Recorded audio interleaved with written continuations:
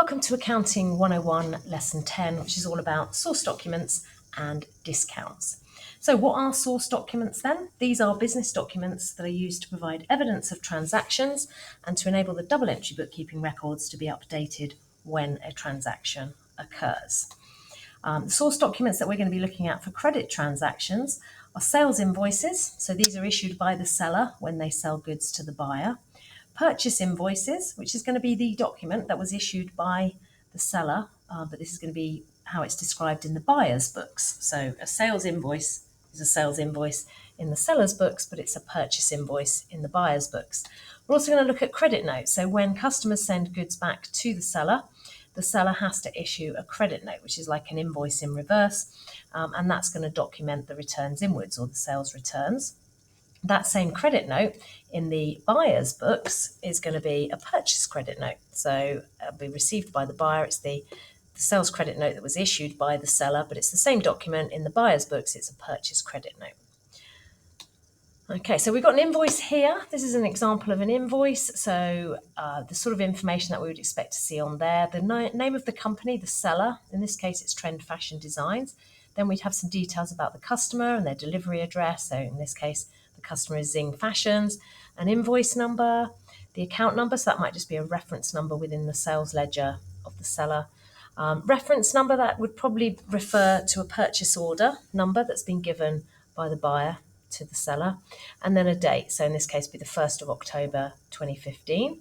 And then details on the invoice, what's been sold to the customer. So in this case, it was some tops, 40 of them, with a unit price of £12.50, which gives a total of £500. But then the seller has allowed the buyer a 10% trade discount. So that has reduced the cost to £450. So trade discount is given, it's a business-to-business discount, and it's given when customers buy things in bulk, and it's to encourage repeat orders, that kind of thing.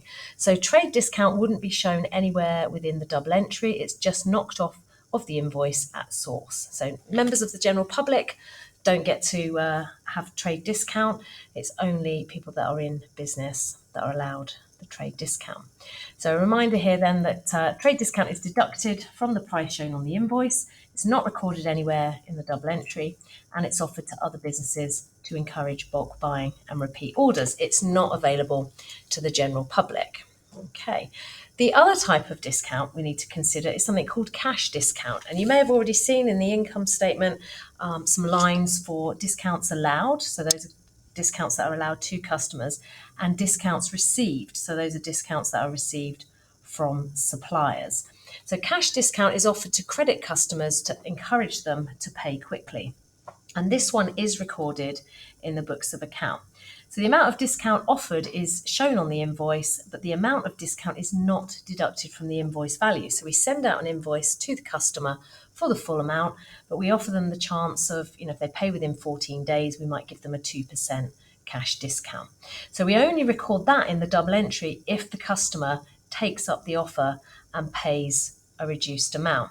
And that's going to be shown in the accounts as either discount allowed to our customers or discount received from our suppliers. So we're going to have a little look at an example here. This is an invoice that has been issued to a customer. So the invoice was for £1,000, and there's no cash discount if they make full settlement between 8 and 30 days. So in other words, if they pay it in normal terms up to 30 days, they pay the full £1,000.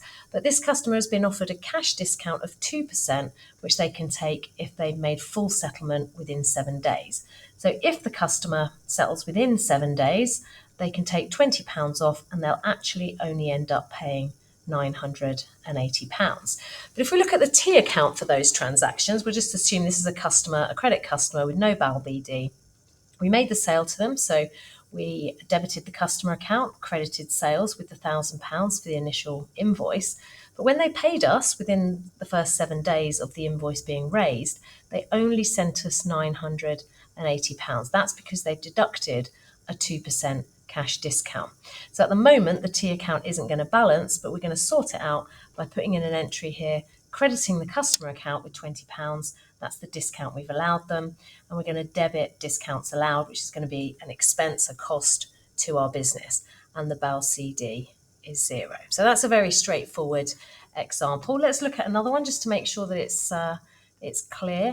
So discount allowed, it just says there, when cash discount is taken by a trade receivable, it's entered into the accounts as shown by the following transactions. So on the 10th of October 2022, we sold goods worth £100 on credit to P. Henry, allowing her a cash discount of 2% for settlement within 7 days. Well, we're going to send her an invoice for the full £100 because we don't know at this stage. It's only the 10th of October when we're recording this transaction. We don't know whether or not she's going to take the 2% cash discount. So we're going to credit the sales account, 10th of October. P. Henry is the other half of the entry that we're describing. Credit the sales account with £100 and debit P. Henry's account here with £100. Okay, so that's the initial invoice that's been put in. Then on the 15th of October, P. Henry has paid us £98 by bank transfer. So on the 15th of October, we're going to debit the bank account here with £98, and the other half of the entry can be found in P. Henry's account. So if we look at P. Henry, 15th of October, we're crediting her account with £98. Other half of it can be found in the bank. Remember, we're always describing where the other half of the double entry can be found.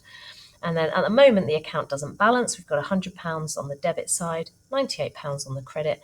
The difference being this discount that we've allowed to P. Henry, £2. So we're going to credit P. Henry's account with £2 and debit discount allowed.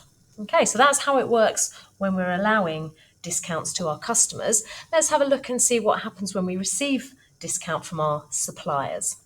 So when a business offers us the chance to pay quickly and save some money. So 20th of October 2022, we bought goods worth £200 on credit from B. Lewis Limited, and they've offered us a 2.5% cash discount as long as we settle before the end of October. So on the 30th of October, we decided to pay B. Lewis £195.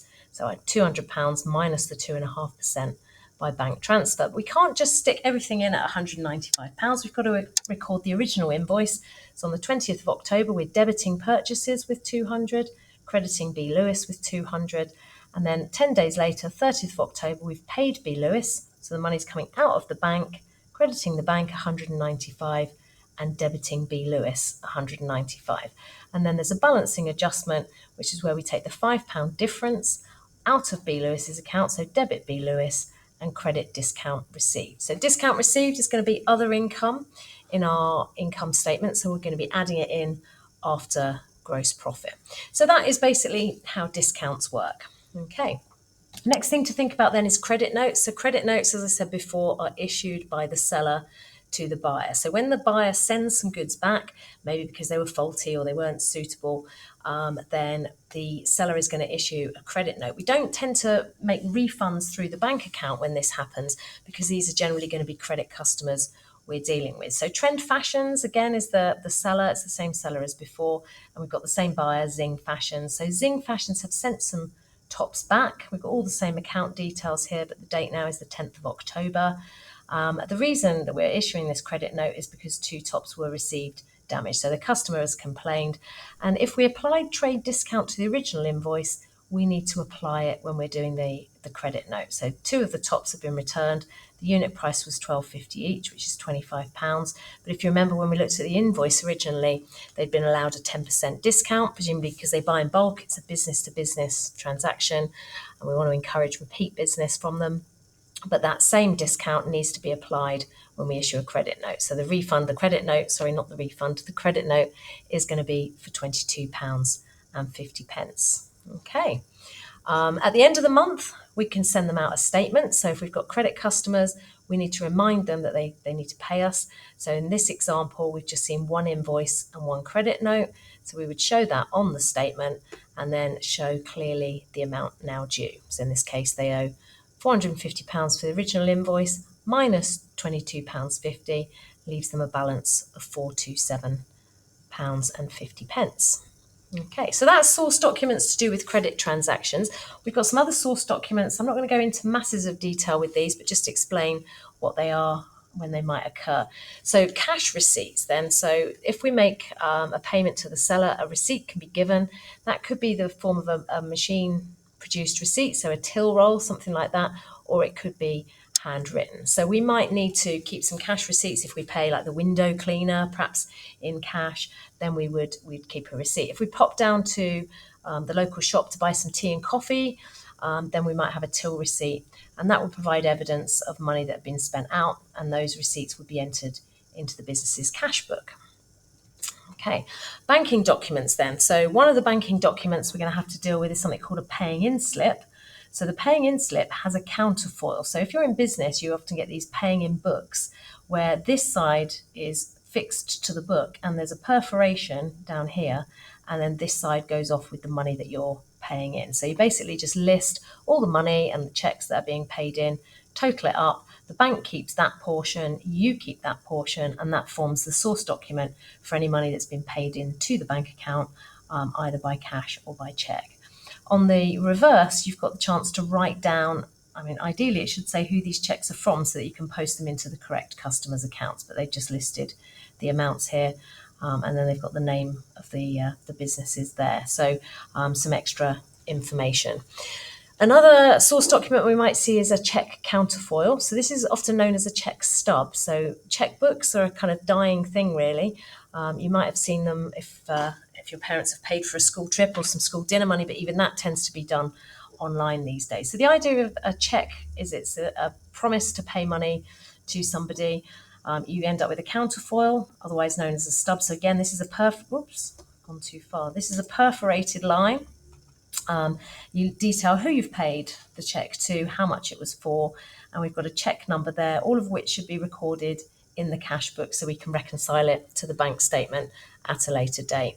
So we tear out this check, we send it off to the supplier, they then bank it, and a few days later it will appear on our bank statement as a payment. So that's going to be the source document is this check counterfoil or check stub anytime we make a payment by check. Okay.